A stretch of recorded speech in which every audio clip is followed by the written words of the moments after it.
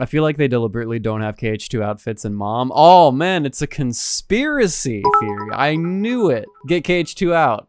It's conspiracy theory. We gotta squash KH2, man. Get those KH2 fans out of here. So there are 3 trailers in total, right? There is one in June, just announcing, hey, we're doing Melody of Memory, right? There is that one, which we already knew about in advance because they kind of just threw Melody of Memory like on their website or something, and people just data mined it immediately. So we were kind of like, well, kind of already knew about that, but thank you for the official announcement. I appreciate it. And then there's the one that was released a couple days ago, which I'm pretty sure was just part of the Nintendo Direct, the Nintendo Mini Direct. And then there's the actual one that was like 12 hours after that one. So we're gonna watch like the Nintendo Direct one and the one like that was released immediately afterwards. Stages are themed after locations from the Kingdom Hearts series and the Disney universe. Match the rhythm with good timing to achieve high scores, and use special abilities to playing as attack and defeat Roxas, enemies. I'm down. Fearsome foes by dodging their powerful attacks.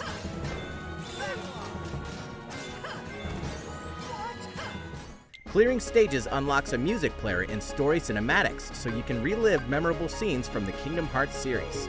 Compete against other players for high scores in online and local multiplayer. A free-for-all mode exclusive to the Nintendo Switch version also features local play for up to 8 players. Maybe Mickey. Plus, experience an all-new chapter in this game.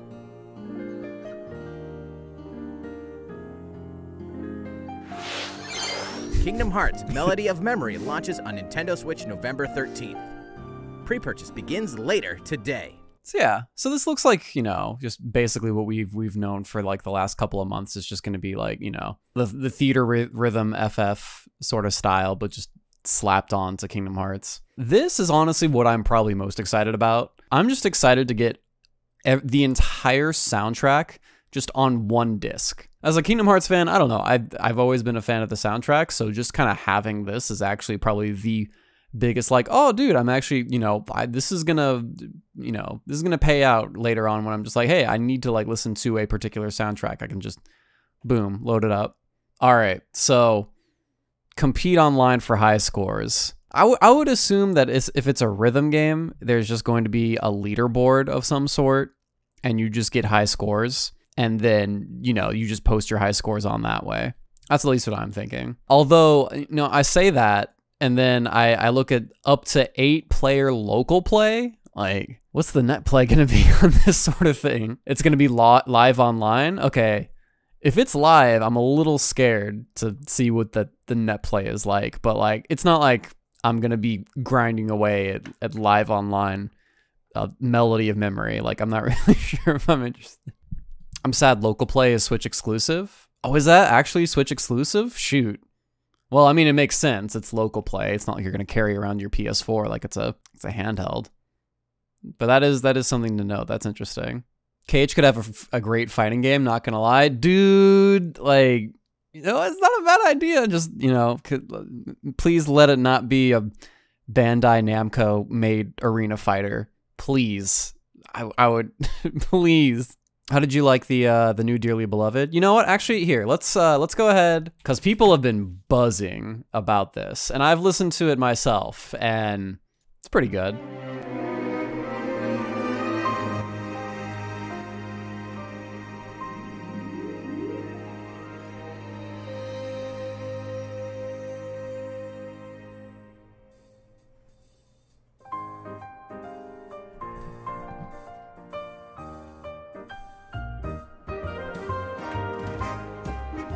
Okay, I can pump it up a little bit more.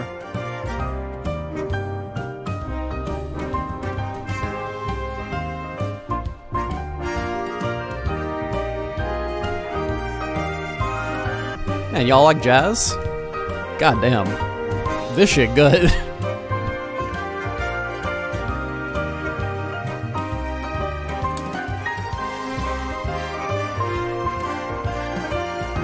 I don't even remember this part. This part's amazing.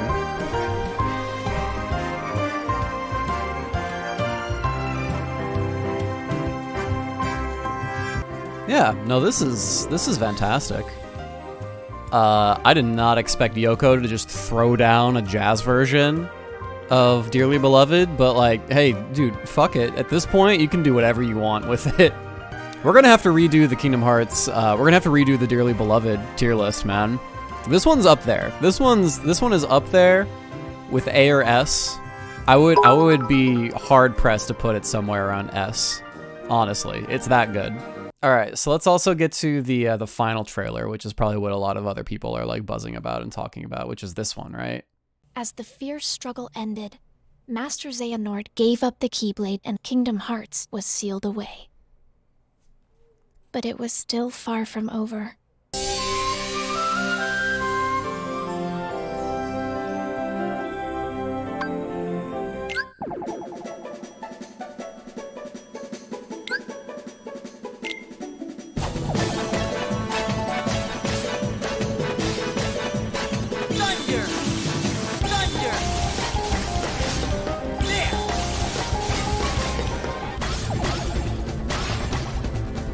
Yeah, they chose this one to showcase in the trailer? Okay, here we go. This is it. This hits.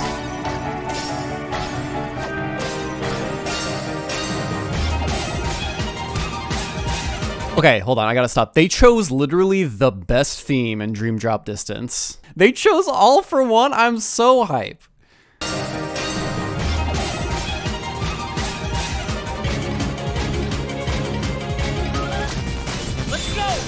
Oh, dude.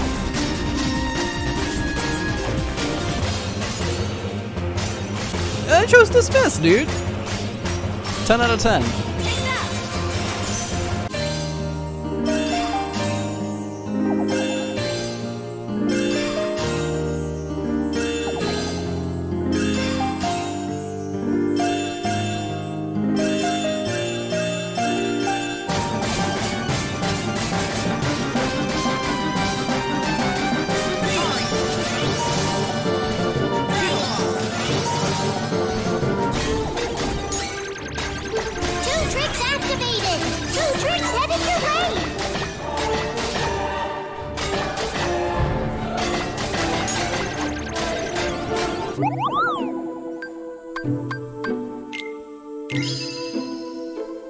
Oh, you can synthesize new songs. I forgot about that. That's right.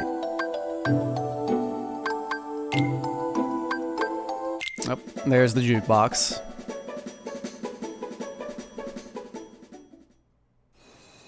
I'm afraid such mysteries are beyond our comprehension. Maybe Mickey or Master Yen Sid knows. Any news?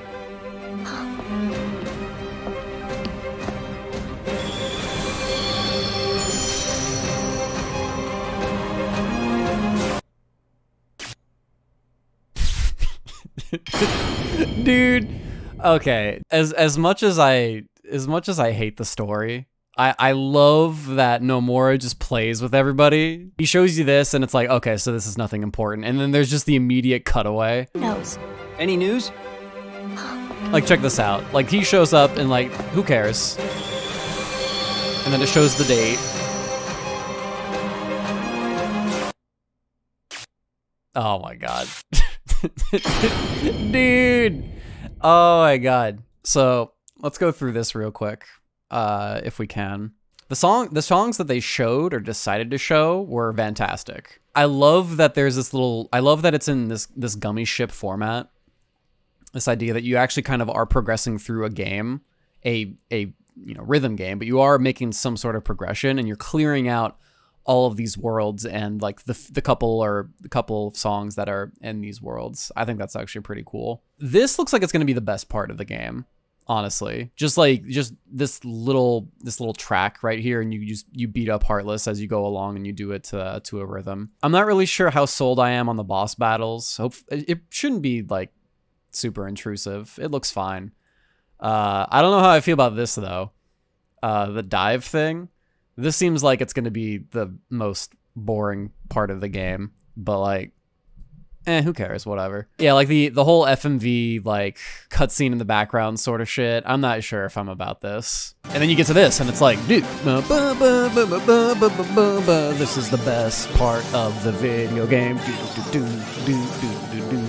So this is interesting. So I guess like, I'm not sure if it's like a battle royale format or whatever, but you'll be playing the online section, and then you'll be sent like obstacles from the other person, right? Yeah, okay. There's a synthesis thing, a synthesis system going on, which I think is kind of cool. It's kind of like there's the main game tracks, and then there's like post game tracks that you have to synthesize. But this seems pretty cool. I'm down for this.